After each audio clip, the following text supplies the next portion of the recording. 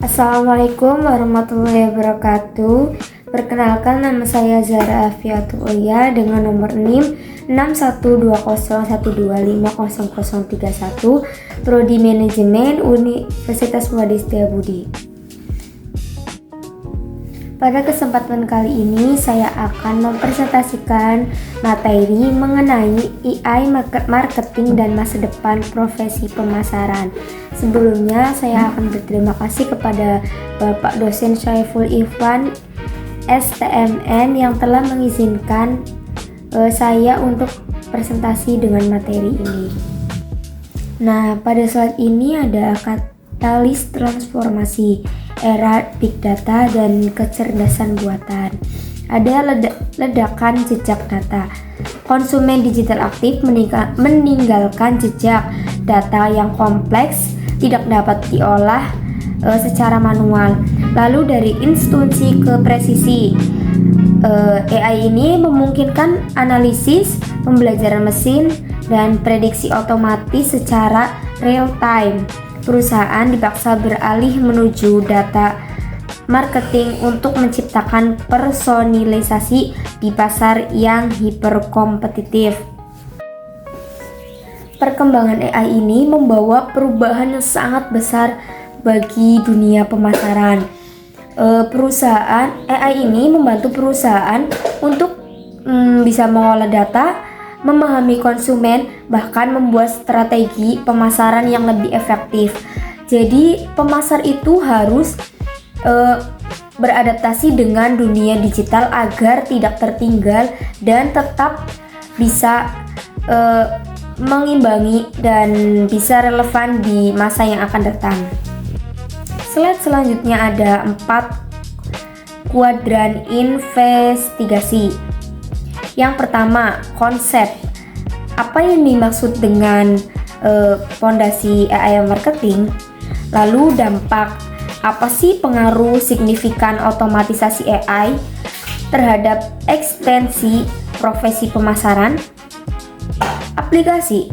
Bagaimana tren perkembangan penerapan AI dalam aktivitas pemasaran modern? Lalu yang terakhir ada evolusi. Strategi dan kompensasi baru apa yang mutlak dimiliki pemasar agar tetap relevan? Pada slide ini menjelaskan karakteristik konsumen di era digital. Konsumen lebih banyak menghasilkan atau mendapatkan data melalui aktivitas online, menginginkan respon yang cepat, lalu lebih aktif berinteraksi juga secara online. Perubahan perilaku ini membuat perusahaan lebih memahami kebutuhan pelanggan secara mendalam.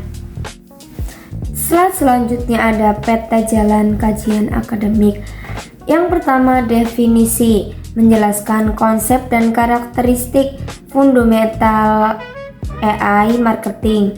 Yang kedua adalah analisis, menganalisis efektivitas penerapan AI dalam aktivitas kampanye dan pelayanan. Yang ketiga, identifikasi, mengidentifikasi dampak disrupsi AI terhadap struktur kerja pemasar. Yang terakhir, sintesis, merumuskan kerangka kompetensi filter ready bagi tenaga pemasaran. Selanjutnya ada dekonstruksi konsep AI marketing. Yang pertama ada big data. Big data adalah kumpulan data yang sangat besar yang berisi aktivitas konsumen, seperti pencarian data, lalu ada transaksi belanja di media sosial. Contohnya seperti saat seorang mencari sepatu olahraga di internet dan pencarian tersebut tersimpan, dapat digunakan perusahaan untuk mengetahui minat konsumen. Lalu yang kedua ada machine learning, adalah teknologi yang membuat komputer dari data dan mengenali pola tanpa harus diprogram secara rinci. Contohnya ketika kita sering menonton video sepak bola di YouTube atau di aplikasi lainnya, akan merekomendasikan video serupa karena AI telah mempelajari kebiasaan kita. sering kita dapatkan atau sering kita lihat pada sehari-hari kita saat bermain media sosial. Lalu yang ketiga adalah predictive analytics, teknologi yang digunakan untuk memprediksi perilaku atau kebutuhan konsumen di masa depan. Contohnya, marketplace dapat memperkirakan produk yang akan laris menjelang hari raya berdasarkan data penjualan tahun-tahun sebelumnya. Lalu ada CRM AI, sistem yang membantu perusahaan mengelola hubungan dengan pelanggan menggunakan AI. Contohnya, ketika pelanggan menghubungi pelayanan pelanggan, AI dapat langsung menampilkan riwayat pembelian pelanggan tersebut, jadi sudah otomatis.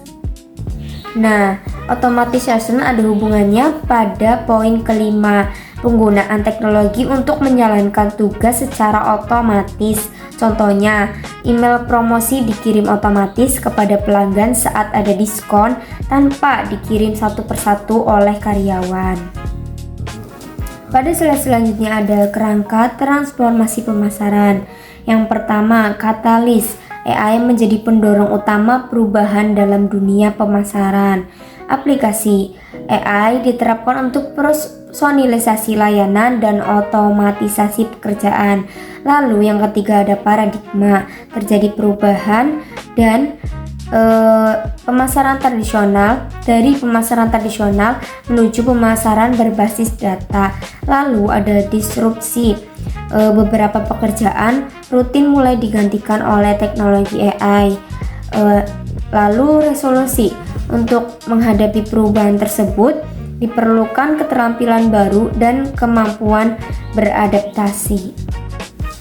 Lalu ada evolusi paradigma, tradisional vs data driven.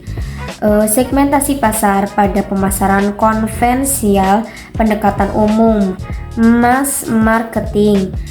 Sedangkan di era kecerdasan buatan, mikrosegmentasi, hiperpersonal. Lalu dasar keputusan, mengendalikan institusi dan asumsi. Lalu pada era kecerdasan buatan AI ini berbasis analitik dan machine learning. Lalu ada layanan konsumen, reaktif dan terbatas jam kerja, itu pada pemasaran konvensional ya. Konvensional. Pada era kecerdasan buatan, proaktif, responsif 24/7 jam. Lalu ada fokus analisis pada pemasaran konvensional, evaluasi pasca kampanye atau historis. Lalu ada prediksi perilaku masa depan pada era kecerdasan buatan AI. Nah, kembali lagi ke poin pertama pada segmentasi pasar. AI memungkinkan perusahaan memberikan promosi yang berbeda pada setiap pelanggan. Contohnya itu Shopee, seperti pada yang kita alami gitu, menampilkan rekomendasi produk yang berbeda. Pasti punya kita dan punya teman kita pasti rekomendasi atau brand Shopee-nya tuh beda-beda karena setiap pelanggan itu memiliki riwayat pencarian yang berbeda. Lalu ada dasar keputusan.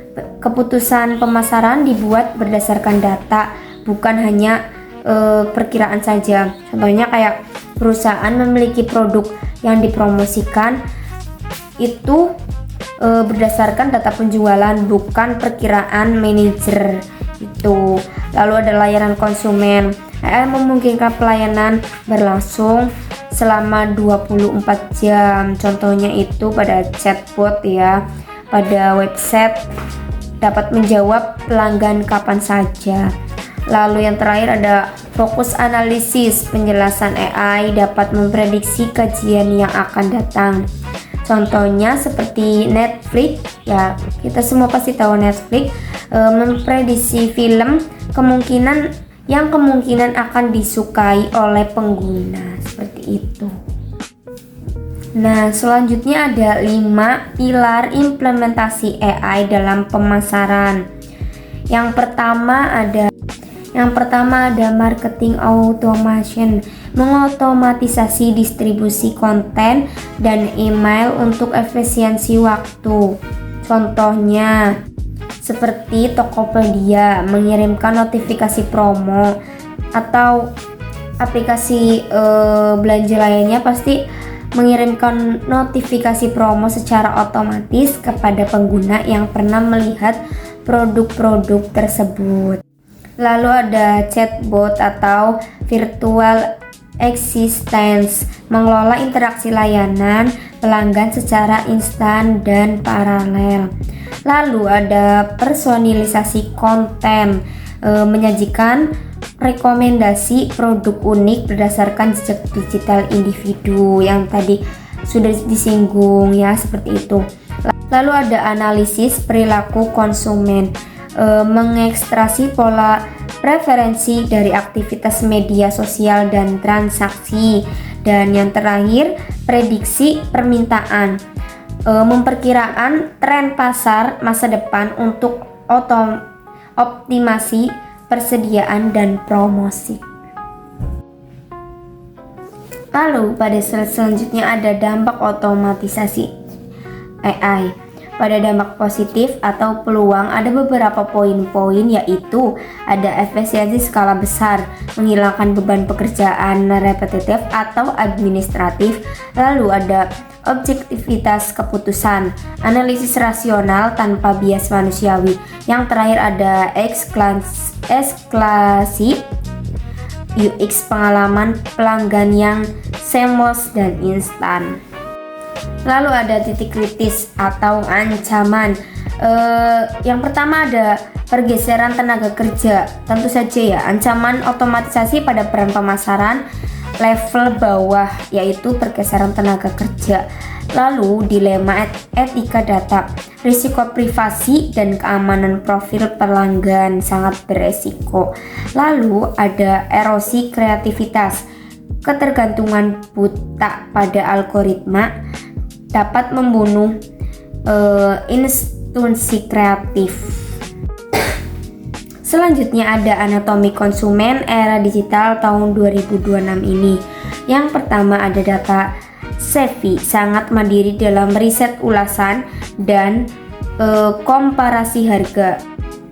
Contohnya seperti sebelum membeli HP, konsumen membandingkan spesifikasi dan harga dari berbagai situs. Bukan hanya membeli HP, bahkan untuk membeli hal kecil seperti membeli hijab atau membeli pakaian apapun itu, pasti konsumen akan membandingkan terlebih dahulu secara berbagai situs seperti itu. Lalu yang kedua ada zero tolerance, menginginkan respons seketika dan layanan omnichannel yang terintegrasi. Contohnya seperti konsumen itu ingin menerima rekomendasi produk sesuai dengan minatnya. Lalu ada ekspektasi personalisasi, menolak konten generik, menuntut penawaran yang relevan. Seperti pelayanan yang kurang menurut pelanggan itu akan beralih ke toko yang lain. Yang terakhir ada vokal dan interaktif, aktif memberikan umpan balik publik yang membentuk reputasi brand. Contohnya seperti pelanggan memberikan nilai atau bintang pada aplikasi itu bintang 5 gitu, seperti itu. Ulasan produk dan komentar yang positif seperti itu. Selanjutnya ada solusi kolaborasi, sinergi manusia dan algoritma. Pada kapabilitas mesin atau AI ini, pemrosesan big data atau kecepatan, pengenalan pola, otomatis skala yang besar 24/7 jam, dan kalkulasi prediktif. Pada kapabilitas manusia ada visi dan strategi bisnis, empati dan kecerdasan emosional, penilaian etika dan konteks sosial, dan ideasi dan inovasi kreatif. Selanjutnya ada implikasi manajerial. Yang pertama ada upskilling berkelanjutan, integrasi literasi AI dan analitik data dalam program pelatihan internal. Jadi, AI memiliki kemampuan mengolah data dalam jumlah besar dan cepat untuk menemukan pola yang sulit dilihat manusia. Contohnya seperti sebuah toko online menggunakan AI untuk menganalisis jutaan transaksi dan mengetahui produk yang diminati pelanggan. Lalu ada budaya berbasis data, pergeseran pengambilan keputusan manajerial dari institusi ke analitik. Artinya, perusahaan harus membiasakan setiap keputusan bisnis didasarkan pada data yang valid, bukan hanya asumsi atau institusi. Contohnya, sebelum meluncurkan produk baru, perusahaan harus melakukan analisis pada pasar untuk mengetahui kebutuhan dan minat konsumen. Yang ketiga ada eksekusi personalisasi. Pemanfaatan AI untuk membangun arsitektur pelanggan. Lalu selanjutnya ada kesimpulan profil pemasar masa depan. Yang pertama ada hard skill, kemampuan teknis yang harus dimiliki oleh seorang pemasar seperti mengoperasikan teknologi digital dan menganalisis data. Yang kedua ada strategis acumen, kemampuan memahami kondisi pasar dan membuat strategi bisnis yang tepat dan diminati banyak orang. Yang ketiga ada soft skill, kemampuan berkomunikasi, bekerja sama, berempati, dan memimpin tim. Lalu ada 3 sumber rekomendasi. Bagi akademisi dan mahasiswa, agresif meningkatkan literasi teknologi dan tidak hanya berfokus pada teori konvensional. Kembangkan kombinasi creative thinking dan data savviness. Lalu bagi perusahaan dan praktisi, investasikan modal pada infrastruktur AI sekaligus merancang reskilling roadmap untuk karyawan. Bangun SOP etika data pelanggan. Lalu yang terakhir ada bagi peneliti selanjutnya memperluas tadi empiris mengenai implementasi AI pada ceruk industri spesifik, misal retail atau perbankan, dan ukur ROI teknologi secara kuantitatif. Dan di sini ada referensi akademik